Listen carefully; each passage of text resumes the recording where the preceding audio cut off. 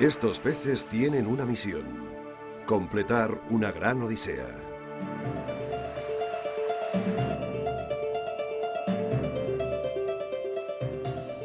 Pero los peligros a los que se enfrentan son enormes.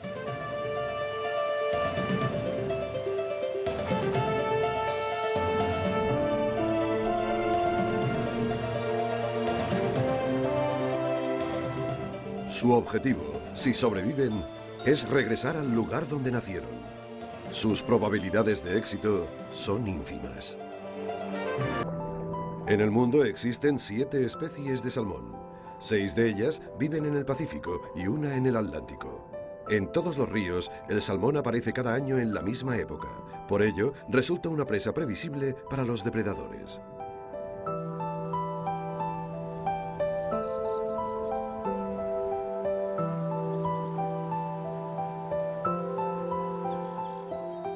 Animales, plantas, ríos y montañas. Todos son protagonistas en la cultura de los pueblos nativos americanos que veneran el mundo natural.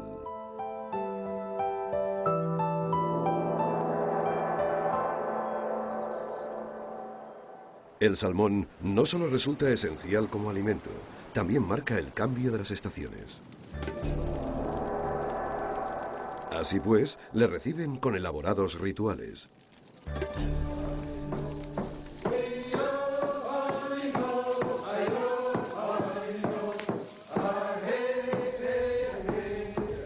Los nativos dan las gracias al pueblo salmón, unos seres sobrenaturales que al convertirse en peces entregan sus vidas para que los humanos puedan sobrevivir.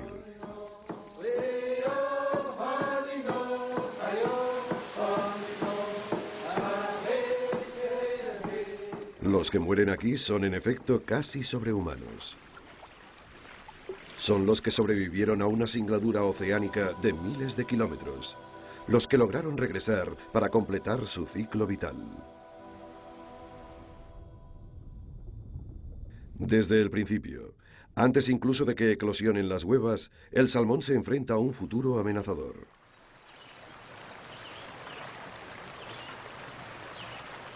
El primer ataque procede de un ave singular, el mirlo acuático americano.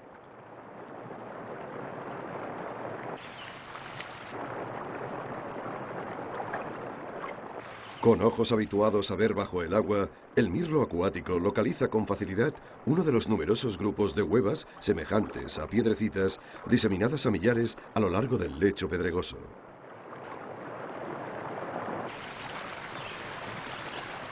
El mirlo acuático intenta aturdir la hueva como lo haría con un pececillo. Cuando los pequeños salmones eclosionan, los patos serretas también se los comen. Mientras tanto, los patos se alimentan de las huevas arrastradas por la corriente. Pero miles de huevas se hallan a salvo, ocultas en nidos de hasta 40 centímetros de profundidad, en los que se desarrollan durante el invierno.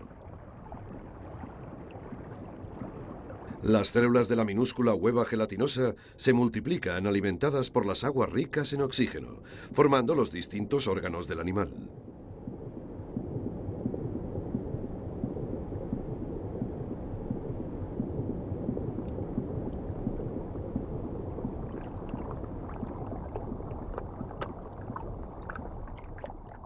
Cuando consiguen liberarse, los alevines se comen el saco vitelino, que contiene raciones para varias semanas y permanecen ocultos en el fondo del río.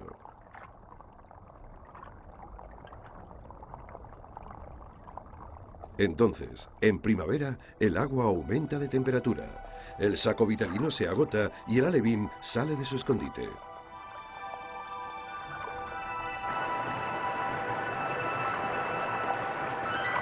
Su sincronización es perfecta.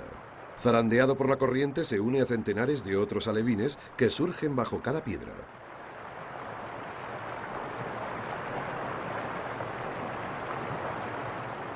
Para algunos de estos pececillos, la vida puede llegar a un súbito final.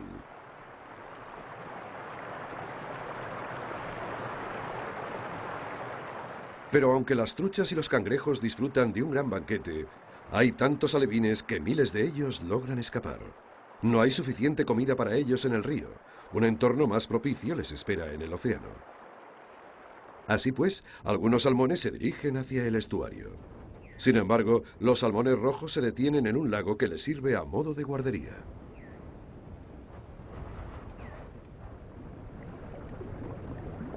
Los ríos con una buena red de lagos son ideales para el salmón rojo, que necesita permanecer 2 o 3 años más en aguas dulces.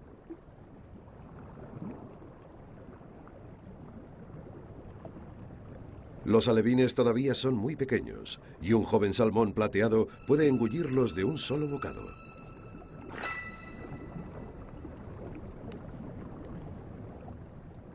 Ahora los jóvenes salmones rojos inician una nueva transformación. Se convierten en los llamados esguines.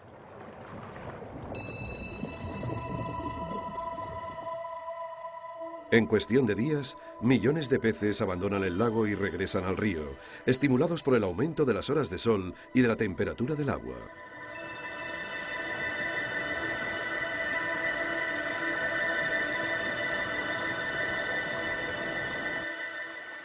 En la orilla, 2 martines pescadores franjeados contemplan el éxodo masivo con interés.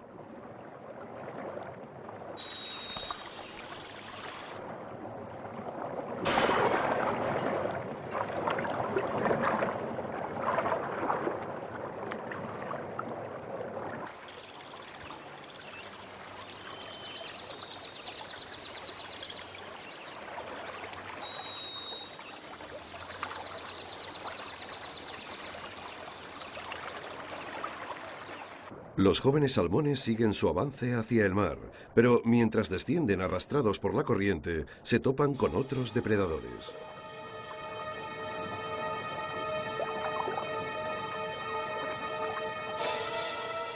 Lo único que tiene que hacer una culebra de agua para obtener una presa es nadar río arriba y atrapar un pez del nutrido banco.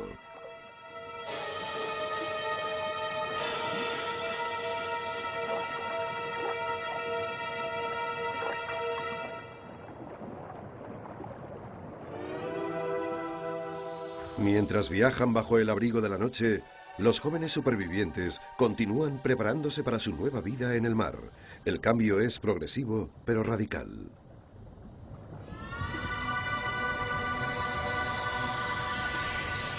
Los esguines se vuelven más plateados y más aerodinámicos. Sus colas cada vez son más largas y están más bien formadas. Sus ojos se adaptan al entorno marino. Y desarrollan un agudo sentido del olfato, grabando en su memoria el aroma singular de su río natal.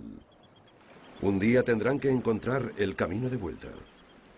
En el estuario, la mezcla de agua dulce y agua salada permite a los esguines habituarse al mar. Por ello permanecen aquí durante un par de semanas. El charrán ártico aprovecha al máximo la ocasión.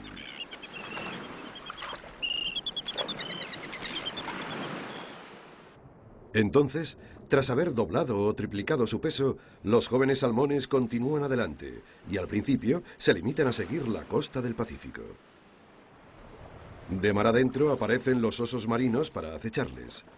Avanzando como torpedos a través de las olas, diezman a los salmones con sus ágiles maniobras.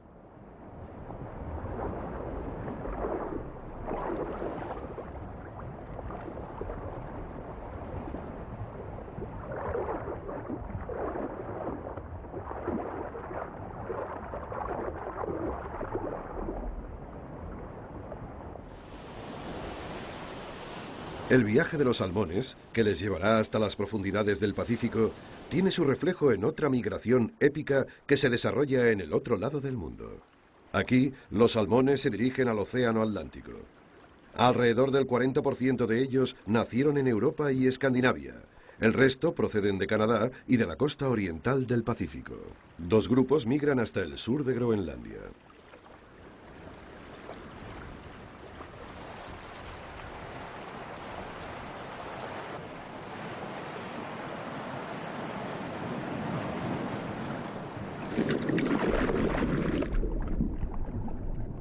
Para completar el viaje, que en algunos casos llega a ser de casi 5.000 kilómetros, pueden tardar meses, incluso años.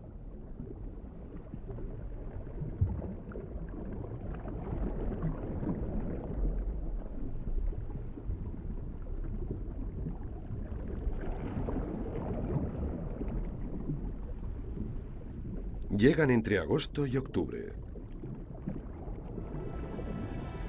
Después de pasarse 1 o 2 inviernos alimentándose, algunos ya son enormes y superan el medio metro de longitud. En Groenlandia, las corrientes cálidas del Atlántico chocan con las frías aguas del Ártico y el mar es rico en nutrientes. Los salmones se han convertido a su vez en depredadores y se ceban con la abundancia de camarones, calamares, anguilas y pequeños peces. Crecer resulta especialmente importante para las hembras, puesto que cuanto más grandes sean, más huevas serán capaces de producir cuando desoven. Groenlandia ha sido el lugar elegido por los salmones para alimentarse desde hace millones de años. A medida que los continentes iban separándose, los salmones probablemente se vieron obligados a convertirse en los viajeros de grandes distancias que son en la actualidad, para acceder a las zonas donde suelen alimentarse.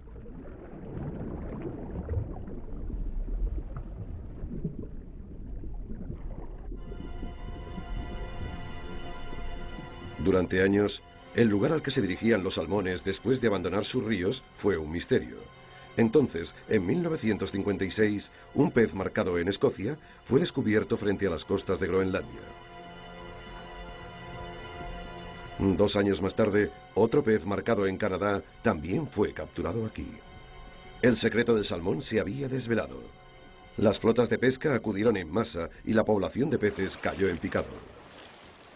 Por aquel entonces se pescaban 2.500 toneladas de salmones al año. Se alzaron voces en todo el mundo, advirtiendo de los peligros de la sobreexplotación y se restringió su pesca. Desde 1976, los únicos barcos autorizados a faenar en estas aguas son los de los pescadores de Groenlandia.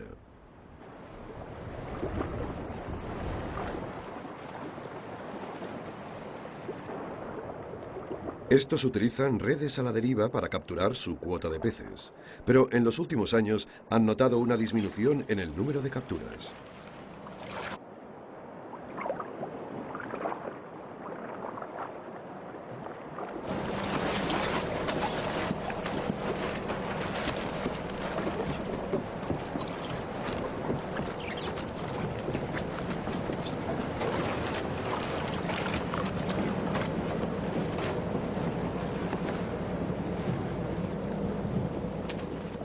Una quinta parte de los salmones que nadan en estas aguas irán a parar congelados a los supermercados europeos, en lugar de volver a sus ríos natales.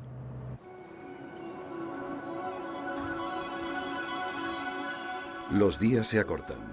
Pronto llegará el invierno.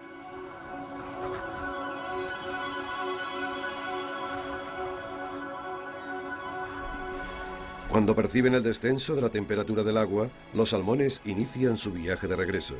Algunos ponen rumbo hacia Norteamérica, el resto se dirige a Europa. Cómo logran orientarse sigue siendo un misterio. Tal vez se guían por la posición del sol.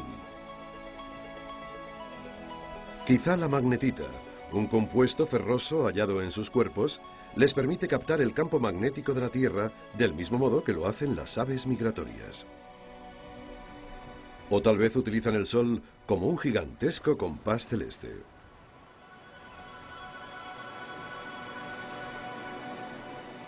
Lo único que sabemos con seguridad es que poseen un sistema extremadamente preciso. Y es que los salmones recorren miles de kilómetros para volver a las costas de las que partieron. Aquí comienza la búsqueda del río cuyo olor coincide con el que ellos recuerdan.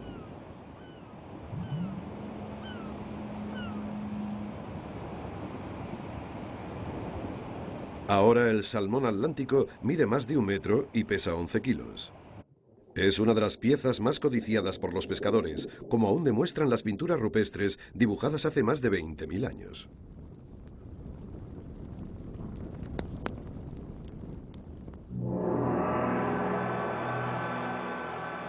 Hace 1000 años, los vikingos elaboraron manuscritos iluminados que representaban la pesca del salmón.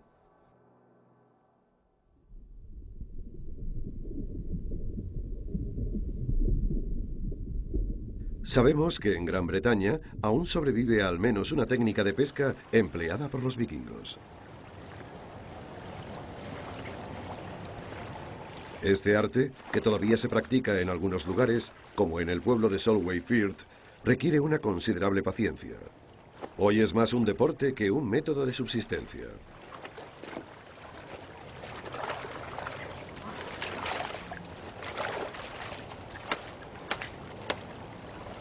Para el arte de la pesca con cesta es preciso tener reflejos y estar en buena forma.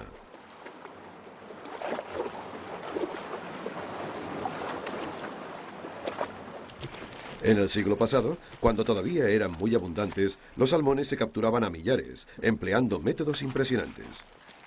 Durante la marea baja, se levantaban trampas de mimbres a lo largo de los estuarios. El descenso en las capturas significó el fin de muchos de estos métodos.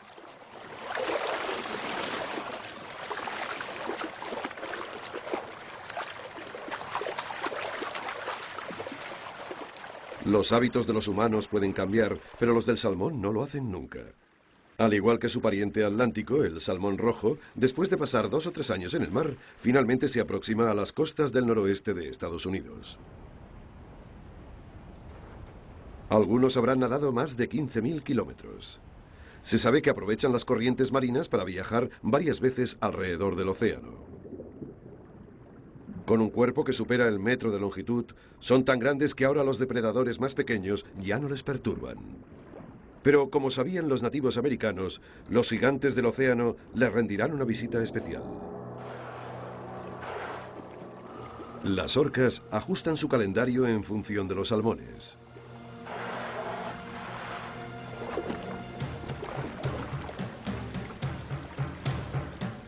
Y fieles a la cita, los salmones aparecen puntuales, rollizos y sabrosos.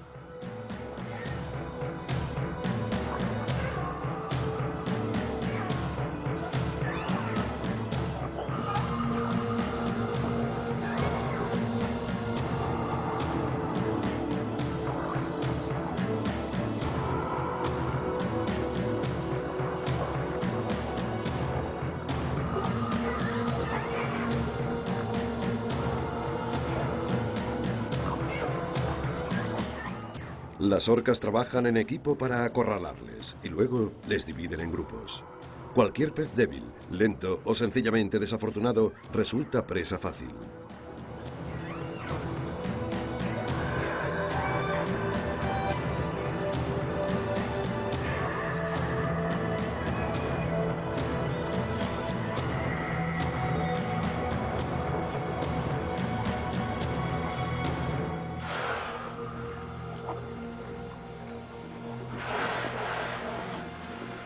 Una vez han ingerido los que necesitan para sobrevivir, las orcas se despiden.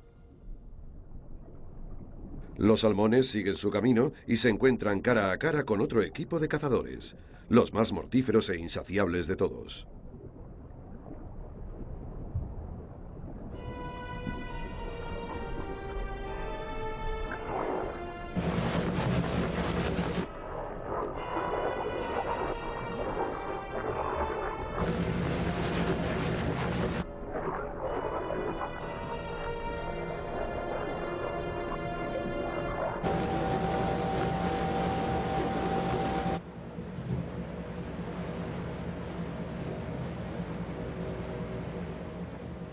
Dado que las diversas especies de salmones del Pacífico regresan a los ríos en la misma época del año, los barcos de pesca, al igual que el resto de los depredadores, simplemente aparecen en el momento oportuno.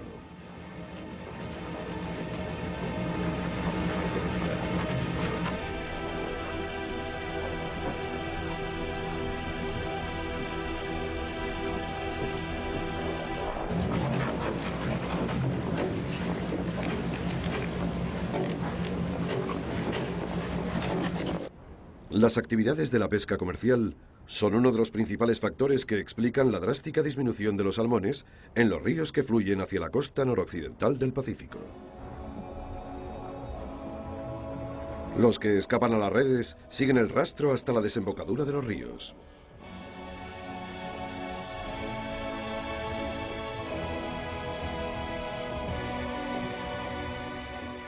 El largo viaje pasa factura.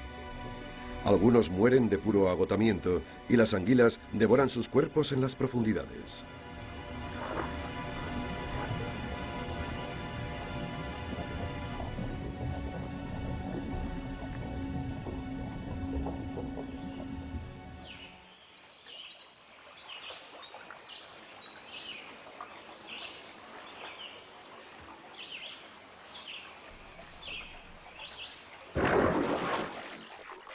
Otros los aprovechan los carroñeros aéreos, como el águila pescadora.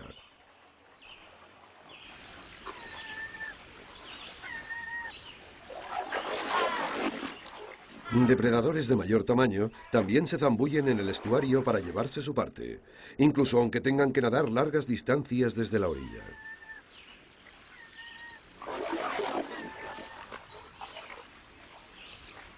Lo único que encontrará este oso pardo son cadáveres, al menos en esta parte del río.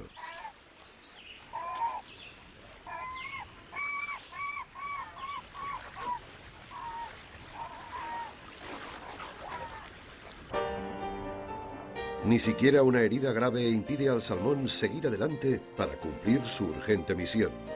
La corriente se acelera dificultando su avance. Ahora han dejado de alimentarse y dependen de la grasa acumulada en el cuerpo para realizar sus vigorosos saltos.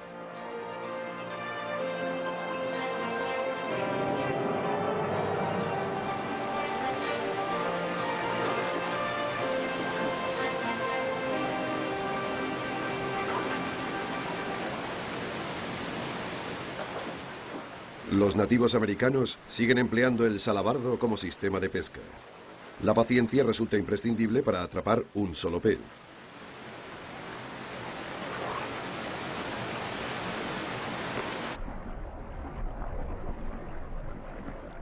En los lugares donde hay remansos, pescan usando un método distinto, pero igual de antiguo.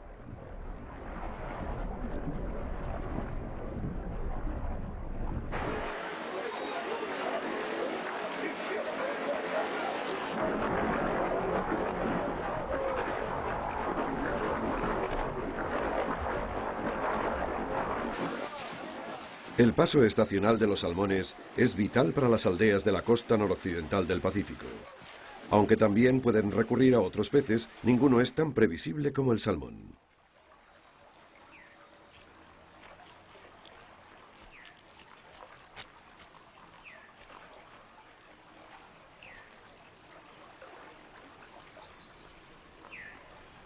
Algunos se los comen recién pescados.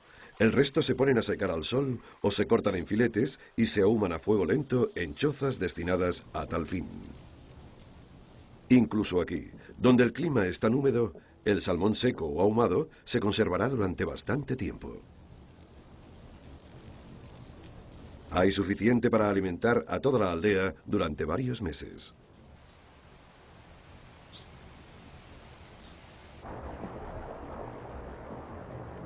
Para otros, en cambio, la llegada del salmón no es una cuestión de supervivencia, sino un deporte. En el río Adams, en la Columbia Británica, el salmón tiene que esquivar a las decenas de pescadores que se reúnen para el inicio de la temporada de pesca del salmón. Por alguna razón desconocida, aunque el salmón ha dejado de alimentarse, se le puede atraer con un señuelo. Su viaje es cuesta arriba a lo largo de todo el trayecto.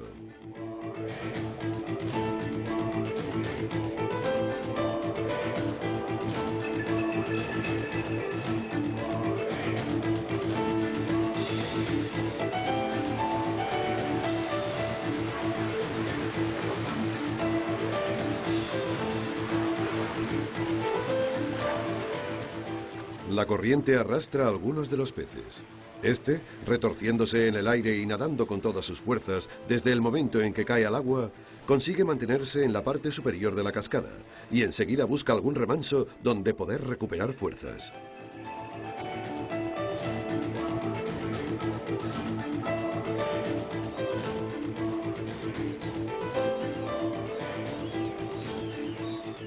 Los obstáculos naturales son imponentes. Los hechos por el hombre pueden ser insuperables. Cuando se construyeron las primeras presas, todas las poblaciones de salmones murieron, porque los adultos no pudieron llegar hasta las cabeceras del río para desovar. Fue otro factor importante en su declive. Los 16 millones de salmones de antaño se redujeron a 2,5 millones. En la actualidad, suelen tenerse en cuenta las necesidades de los salmones. Las presas diseñadas hoy incluyen un elemento especial: escaleras para salmones. Enormes escalones construidos a los lados de las presas. Los salmones, en este caso de Alaska, y reales, afrontan los escalones como si fuesen rápidos y ascienden por ellos.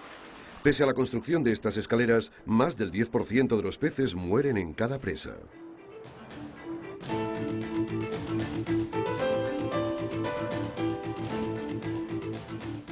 En Alaska, el río McNeil serpentea a través de las montañas con tan poco caudal que las colas y las aletas de los salmones rojos sobresalen del agua, atrayendo la atención de un gran depredador.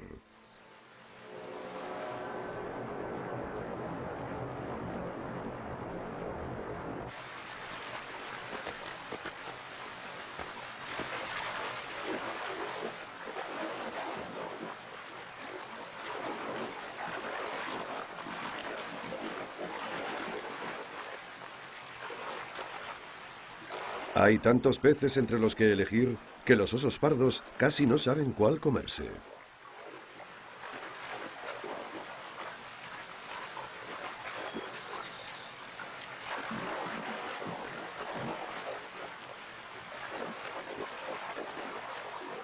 Los osos llevan generaciones viniendo a este tramo del río durante esta época del año. Su visita coincide con el paso estacional del salmón.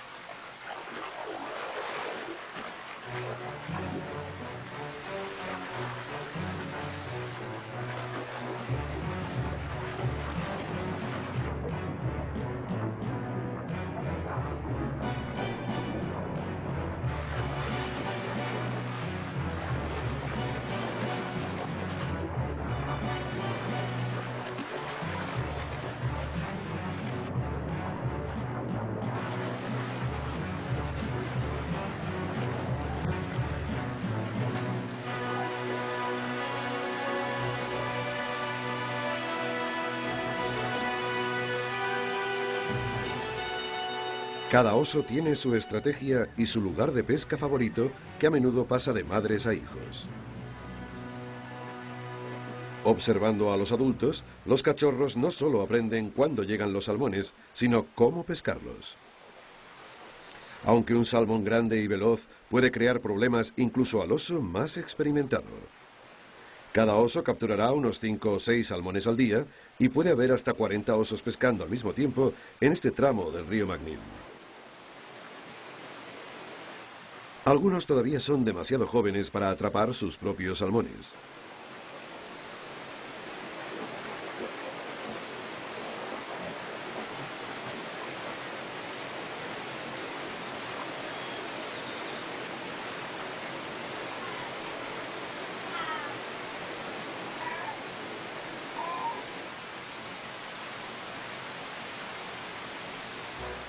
Los machos dominantes tienen acceso a los mejores emplazamientos.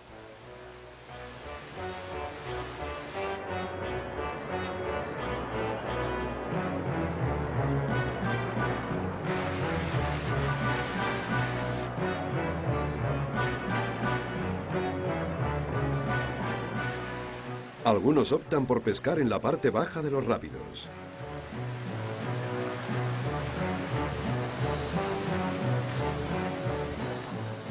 A otros les parece más fácil arriba.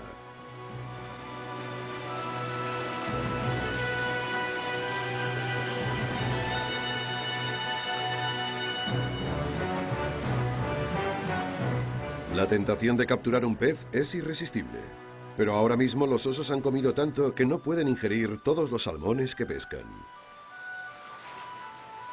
En todo caso, siempre aparece alguien para hacer limpieza.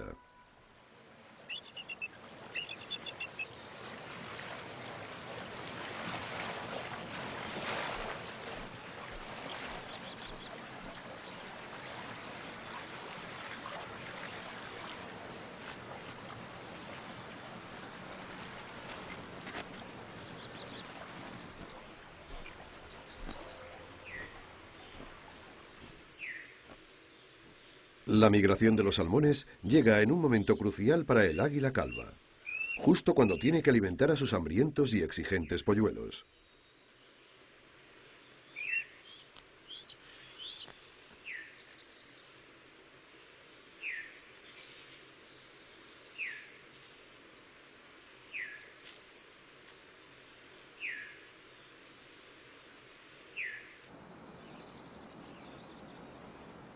En la isla Princess Royal, en la Columbia Británica, el salmón de Alaska, que llegó en agosto, ha quedado atrapado en pozas superficiales. No pueden seguir adelante hasta que las lluvias aumenten el caudal, y son precisamente a estos cuellos de botella a los que acuden los osos negros.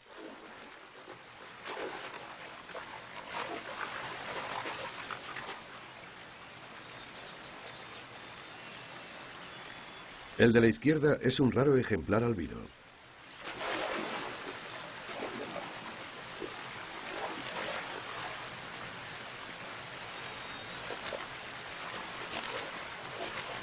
Aquí no hay amplios cauces por los que correr, de modo que los osos recurren al ataque sorpresa. Para ellos este festín anual de salmones resulta esencial, ya que les proporcionará la energía necesaria para pasar los 3 meses de hibernación.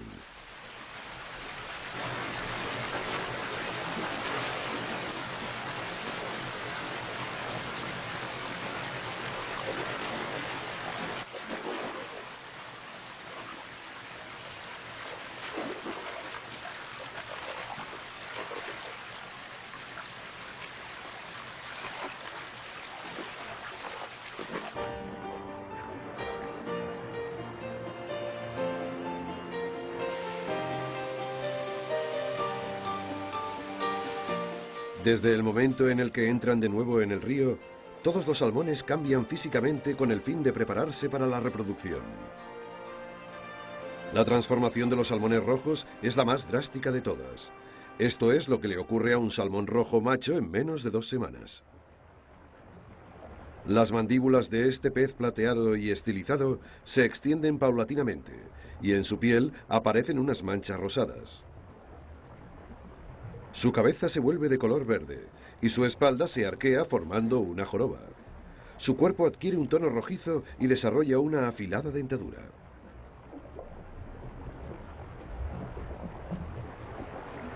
Ahora es un guerrero armado para la batalla, con una joroba por armadura, o tal vez indica su rango.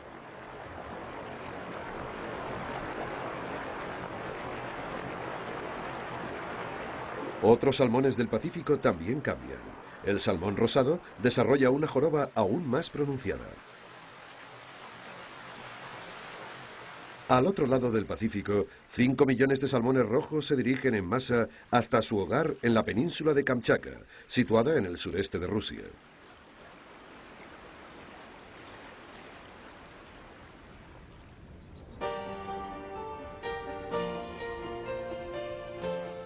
La llegada del salmón, que se adentra hasta el interior de los bosques rusos, proporciona el sustento básico a un gran número de criaturas.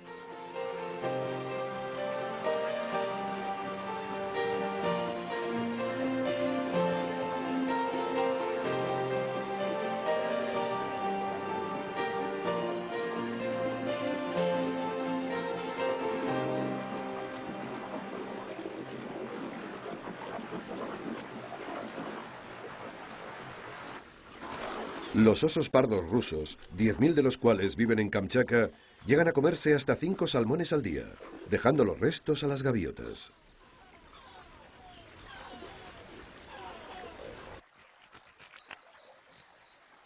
Por su parte, las nutrias son más pulidas y despellejan a los salmones sin desperdiciar ni un solo pedazo.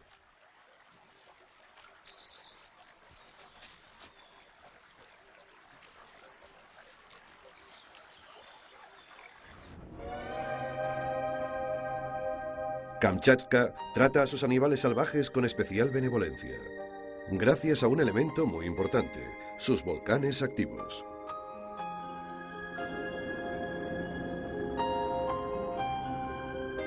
Incluso durante los días más crudos del invierno ruso, cuando las temperaturas caen hasta los 40 grados bajo cero y la península está cubierta de nieve, los volcanes siguen retumbando.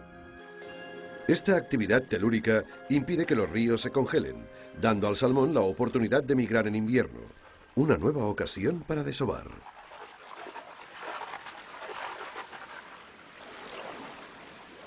Los que mueren proporcionan un alimento fundamental a criaturas que de lo contrario no lograrían sobrevivir. Una de las más importantes es el pigargo gigante.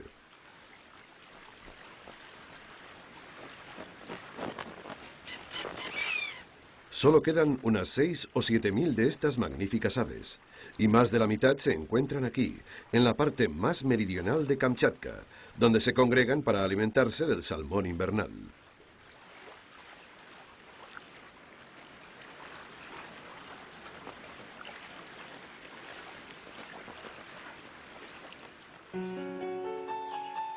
Volviendo al noroeste de América, los salmones de Alaska solo remontan los ríos entre julio y diciembre.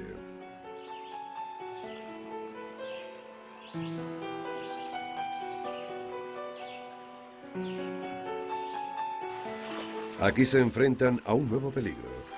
Uno que, a diferencia de la pesca o la depredación, no afecta a cada salmón de forma individual, sino a todos ellos. Las aguas limpias y cristalinas que el salmón necesita para desovar se ven amenazadas.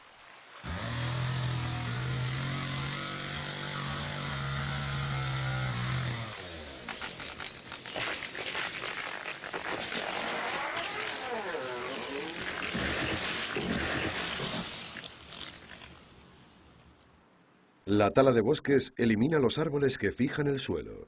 Sin su anclaje, la capa superficial de tierra se deposita en el lecho de los ríos y cubre los cantos rodados, asfixiando las huevas de salmón. Aunque después se limpien los ríos, las poblaciones originales de salmones podrían no llegar a recuperarse nunca.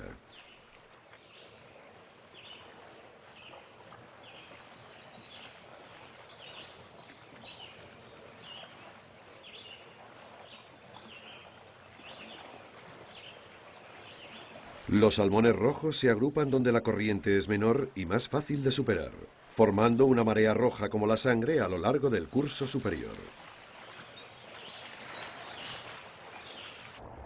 Finalmente han llegado al lugar donde nacieron. Ha sido un viaje largo y peligroso.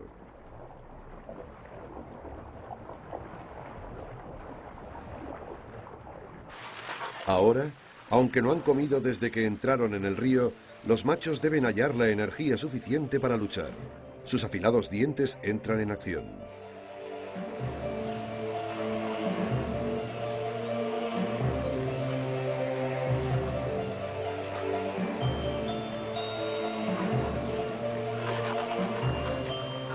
Propulsándose hacia adelante como flechas rojas, los más fuertes se ganan el derecho de aparearse con las hembras.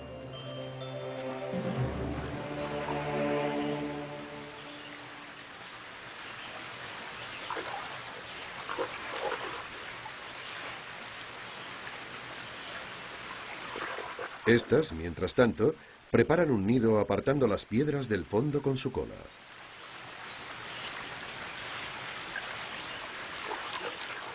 Cada hembra realizará varios nidos.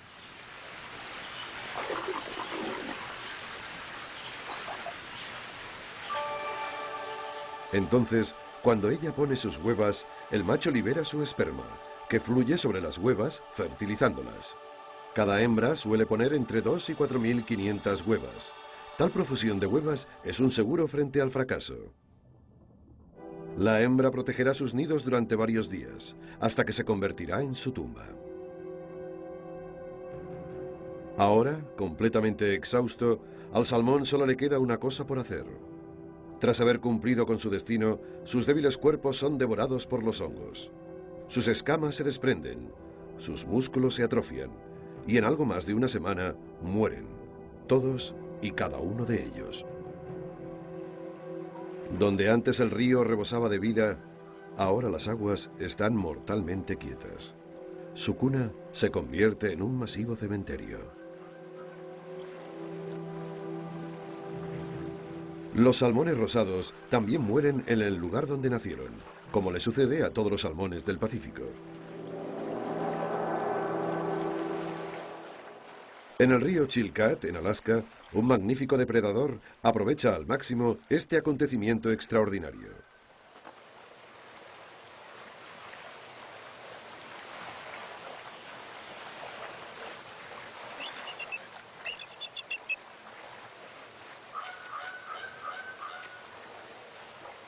Una muchedumbre de águilas calvas se acercan hasta la orilla para consumir los cadáveres de los salmones. Hay águilas comiendo carroña hasta donde llega la vista. Durante esta época del año, aquí se reúnen más águilas calvas que en ningún otro lugar del mundo.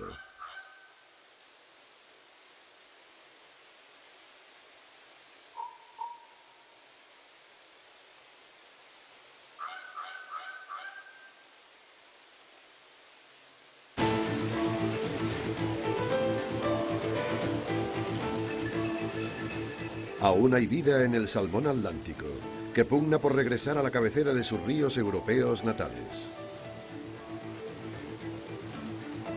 Fieles a su nombre científico, Salmo salar, que significa salmón saltador, estos peces pueden salvar alturas superiores a los 4 metros. Sin embargo, después de pasar todos esos años en el mar y después de recorrer tantos kilómetros, todo podría acabar en un instante, y es que hay depredadores por todas partes.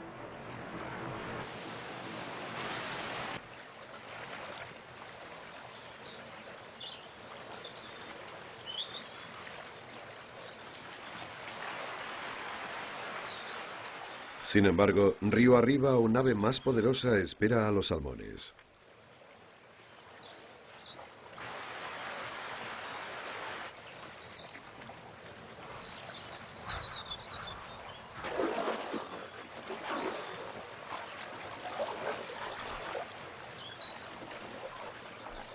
El águila pescadora es capaz de capturar todos los peces, excepto los más grandes.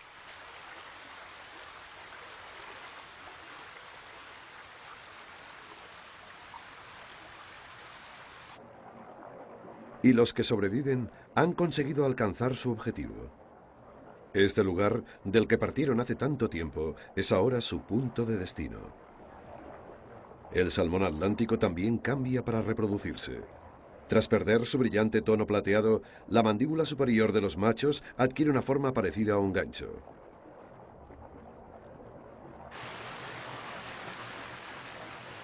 Al igual que sus parientes del Pacífico, las hembras buscan los lechos de piedras en aguas tranquilas para excavar sus nidos. Sin embargo, aquí, mientras las parejas se preparan para el apareamiento, un intruso merodea a su alrededor. Son los llamados jóvenes precoces, o esguines, machos pequeños que aún no han abandonado el río, pero que ya son sexualmente maduros.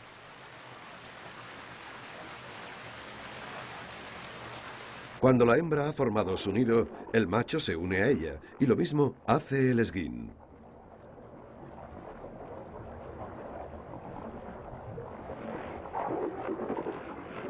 La hembra deposita entre 500 y 1000 huevas en cada uno de sus nidos.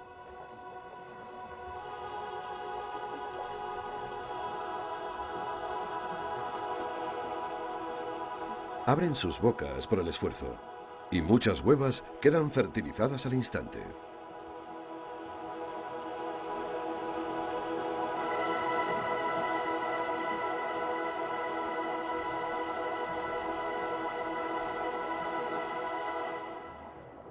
Pero en el momento en que se marchan los adultos, aparece el esguín para fertilizar unas cuantas huevas más. Es una idea genial, dado que podría no regresar nunca del océano. Estudios genéticos recientes demuestran que los esguines fertilizan alrededor del 40% de las huevas.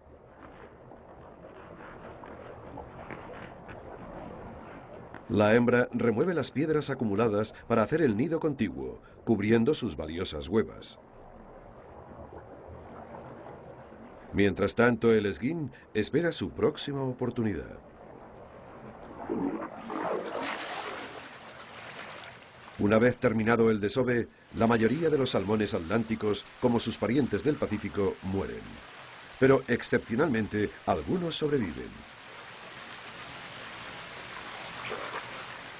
Exhaustos, pero vivos. Los denominados zancados son arrastrados por la corriente.